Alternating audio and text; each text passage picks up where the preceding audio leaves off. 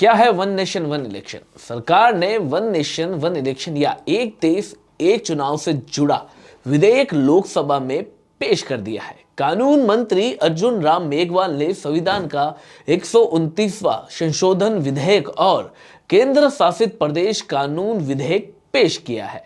12 दिसंबर को प्रधानमंत्री मोदी जी की अध्यक्षता में केंद्रीय मंत्रिमंडल के इस विधेयक को मंजूरी दी है। इसके बाद लोकसभा और विधानसभा चुनाव एक साथ कराने की यानी कि वन नेशन वन इलेक्शन की सोच को आगे बढ़ाने के लिए ये कदम उठाए गए हैं। अब देखते हैं क्या है ये कदम। कि देखो कि 2 चरणों में लागू करना। अब 2 चरणों में चुनाव को कराए जाने की योजना होगी, जो 2 चरणों में होगी। पहला चरण लोकसभा और सभी राज्य विधानसभाओं के चुनाव एक साथ कराए जाएंगे और जो दूसरा चरण है उसके अंदर आम चुनाव को 100 दिन के भीतर पंचायत और नगर पालिका के जैसे स्थानीय चुनाव कराए जाएंगे। इसके अंदर एक है कि समान मतदाता सूची निकालेंगे। सभी चुनाव के लिए एक ही मतदान की सूची का इस्तेमाल होगा। इस मुद्दे को देश भर में खुलकर चर्चा होगी। एक समूह का गठन बनाना होगा जिसमें चुनाव प्रणाली में बदलाव को लागू करने के लिए एक खास टीम बनाई जाएगी।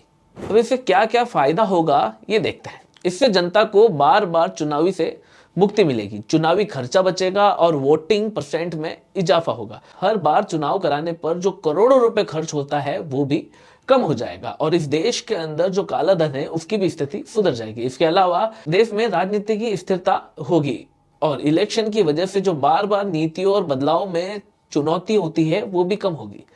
सरकार बार बार चुनावी मोड़ के बजाय विकास के कार्यों पर ध्यान देगी और जितने भी सरकारी कर्मचारी हैं उनको बार बार भटकना नहीं पड़ेगा, एक ही बार में अपना कार्य कर लेंगे और प्रशासनिक रूप से जितने भी कार्य हो रहे हैं जो 2-2 3-3 महीने तक ठप हो जाते थे वो एक ही बारी में होगी।